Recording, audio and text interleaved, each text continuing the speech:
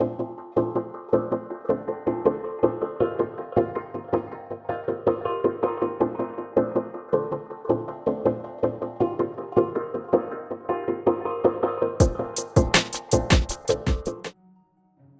everyone and welcome to another edition of Spoiler Talk. Got a few cards to talk about, so let's get straight into it. So the first one is DJ Pwn 3 Caroller. It's a 3 for 3 with one requirement, and when it enters play, if you reel the top card of your deck and it's an event, you get to draw 3 cards. Now this is a bit conditional, but if you're in pink already, it's just a 3 for 3. Run it because it's a 3 for 3 and they're always pretty good. Now if pink is your second colour, I'm going to say that you probably won't want to run this, because chances are, after you've played your entry of 2 power or so, you're going to have better options to play into than this, which will quite often end up being a vanilla 3 for 3 in limited. Berry Dreams and Orange Swell Drinking Buddies, a 1 for 1 with 2 requirement that when it enters play you gain control of an opposing friend until the end of the score phase. Now this card is like, run me every time, yes, yes, please, I want to pull like 2-3 copies of this common for my pre-release deck, because you will take their largest friend for 1 action token, and maybe even confront a problem on this friend alone and the thing you took. This is really powerful and is going to do all kinds of work very easily. Pinky's Present is a 2-cost event with 3 requirement, where like the other songs we've seen before has 3 options. One is to draw 4 cards, the other is to steal an opponent's friend until end of turn, and the last one is to make sure your opponents need +2 to confront problems until the beginning of your next turn. All the options on this card are really nice. I think the best one probably is the middle one, which makes your opponent need +2 to confront. It very much sticks a spanner in the works for quite a while. Once again, stealing will be good, because sometimes you'll be able to confront a problem really easy by just taking your opponent's friend to do it instead. And I think draw 4 cards is a little less relevant, because you can just draw cards in the game. But I feel like that option's going to be a bit more relevant in Constructed. Heart of the Sea is a 2-cost accessory that has 3 white requirement. You play it on a Troublemaker or a friend, Troublemaker being the important part, makes the card have +2 power, and if it be dismissed, you may put it into your hand instead. Now this is something that the Rarity and Twilight mains really wanted for limited. Yeah, if you only pull a few Troublemakers it's kinda sad, but if you get a copy or 2 of this, it means that those copies of, say, 4 Troublemakers kind of goes up to 6 if you get this on it in time. Because even if they defeat it, even if they dismiss it, it's back in your hand and you can use it again, which is really nice. Febreze Quitter. So, not knowing what Experience does, as a 2 for 4, it's alright.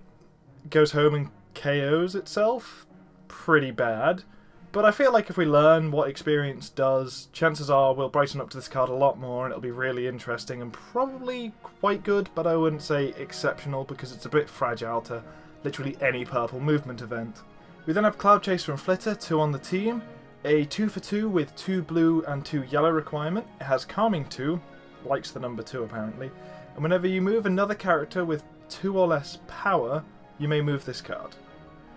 Now, I wouldn't say this card makes you want to run blue-yellow, but if you have a bunch of 2 for 2 entry friends and you're in the colours anyway, or you just have a bunch of 2 power friends scattered around everywhere, or even if you're making Swift friends with like 1 power, this card gets pretty valuable as the game goes on, as it basically just adds 2 power to any of your smaller friends that you keep around. Similar to how Wildfire basically just adds 2 power to whatever other friend you move. Very nice, the Calming 2 is a good touch and will probably annoy your opponent quite a bit. Other than that, I wouldn't say it's insane. Sweetie Belle Most Traditional is another 2 for 2 with 2 requirement of each colour that she is, which is orange and white. She has Stubborn and Immediate. Exhaust this card to look at the top 2 cards of a player's deck, put any number of them into the owner's discard pile and the rest back on top in any order. Now this, I adore. This card is crazy and I love it, and it doesn't even care about how good it is. This will probably get you to play orange-white in limited, honestly. If you pull like a copy, you will start considering the colour. Just because that ability is so powerful. You get to filter your own draws, filter your opponent's draws. If you get a friend put on top of your deck that you're like, I don't even want to draw them or flip them anymore, just get rid of it, don't worry about it. Oh, you don't want to have to use the ability and not be able to confront? Don't worry, it has Stubborn. Yeah, this card is just great. If you get it, look at your orange and white, because this card is going to be worth playing every time. And the last spoiler of the day is the Squizzle. Now, in Limited, this card is actually really nasty, because a lot of the time one of your biggest friends is usually your main. It seems a little worse in this format because a lot of the mains have effects from home, rather than having to be at problems. But it's still pretty good. 4 power, no bonus. It seems nice, it's just another hopefully common for all the Twilight, Rarity, etc. decks, and I hope we just get more and more of them, because otherwise those cards are going to be a bit useless. So, Squizzle isn't the last spoiler of the day, because another card had to be spoiled after I'd recorded the audio for this, but let's get to him. Mr. Stripes is a 4 for 5 with 3 of each requirement in purple and orange. He has a Chaos to say that when this card is flipped you put a +1 power counter on a friend or troublemaker involved in a face-off.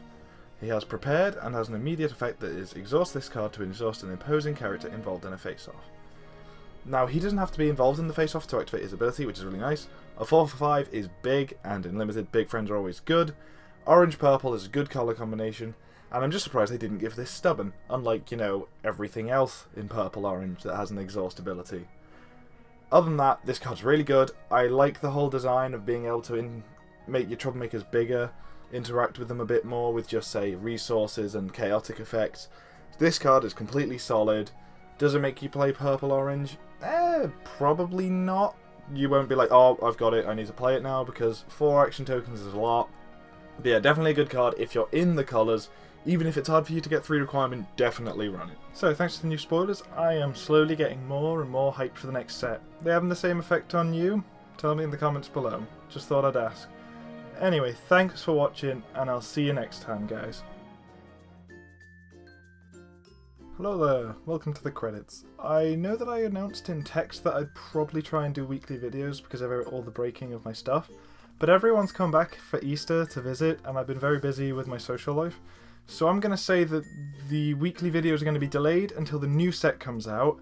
Then it'll be very easy for me to think of things to create and to think of topics and to just make videos. Thanks for your patience, guys.